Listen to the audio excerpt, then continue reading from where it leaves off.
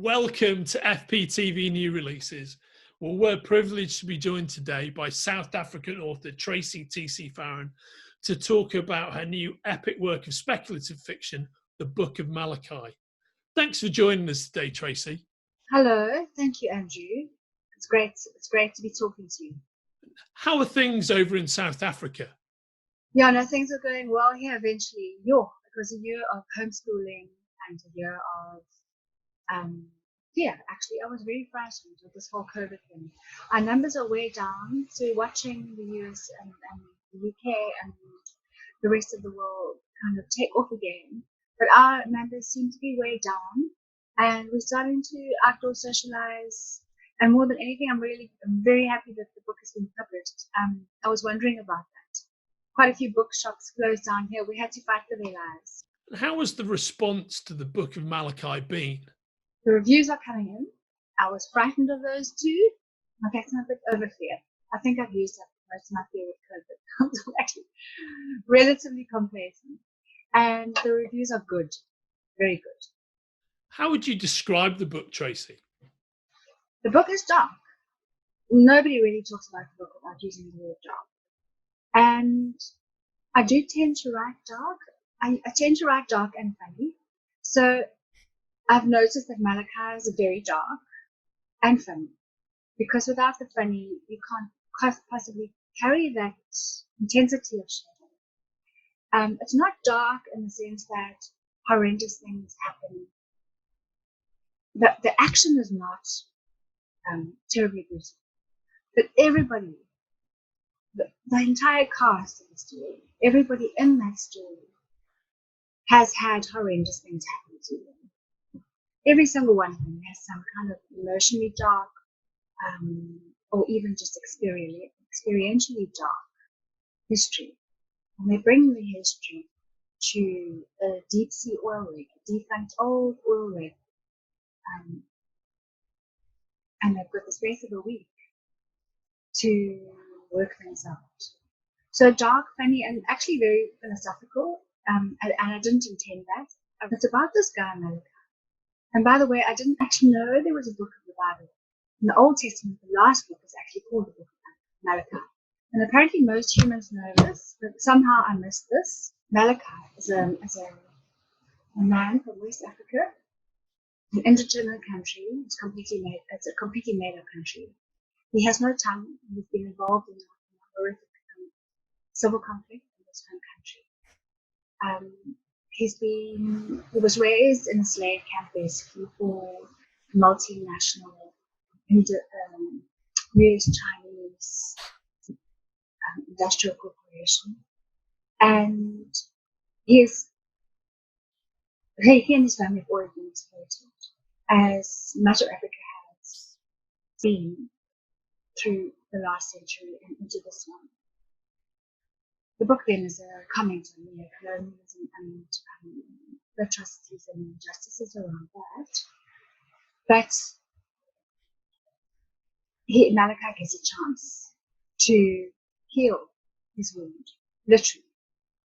He literally gets a job from a pharmaceutical company that has a very unethical project going on a deep sea oil rig. And they say to him, Malachi, work for us. Work amongst murderers of the kind who mutilated you, destroyed your village and your family, and we will graft in the jungle. So he goes in with huge hatred for the murderers, huge hatred for the prisoners that he has to tend to. He's basically like a warden. And then he was incredibly surprised and fought it. He fought his new consciousness, and I was incredibly surprised by what he came up with. Wow, I'm still reading because I know that it's something that I need to investigate. I need to really, really go into what he discovered, and I am part of it involved afterlife and ancestors and the living spirit, and much of it involved the source of all humans. Although he doesn't speak of it in those terms, because the whole thing is couched in action adventure. So it's it's pretty thrilling, I have to say, because people have told me that, and I found myself quite breathless writing it sometimes. There are some escape, instead of high tension chase scenes. But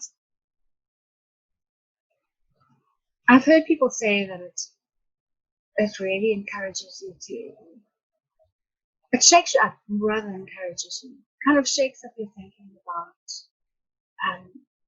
forgiveness, justice, first of all, evil, and these are things that I'm still contemplating. Now, Malachi in the novel experiences something that's tied into organ farming. What can you tell us about that? The organ farming thing is quite interesting because I had no idea that I had an interest in organ farming or that I had an interest in organs. But I think most of us do because we run ourselves on organs. These are our car parts. But I'd done a huge amount of Googling into the night in a desperate bid to try and help my children who were very, very sick. I had two very sick children who were intolerant and allergic to genetically modified foods, but I didn't know what was wrong with them. And no doctor could help, no naturopath could help. I tried everybody in the country and beyond because it was critical. And I think that must have somehow sunk into me in a very, it must have been in a very deep way. It sort of sunk into my cells. That medical perspective and the desperate medical quest. And it was very cathartic writing about organ farming, I have to say. Now, the book of Malachi is set in the very near future. What is it like writing speculative fiction? The near future thing I loved as well. What's brilliant about writing spec fiction is that you can actually make a statement about socio-political aspects of our current life that are deeply disturbing, but without having to talk about it. You just describe a world that's one step beyond and bring in elements that say so much about the folly of now. Thanks for joining us today, Tracy, and telling us all about the book of Malachi. Everyone watching this interview at home can order this fantastic book from the links attached to this interview. Thank you very much. Thank you for your time. And I hope you love Malachi as much as I do. There are many who already do.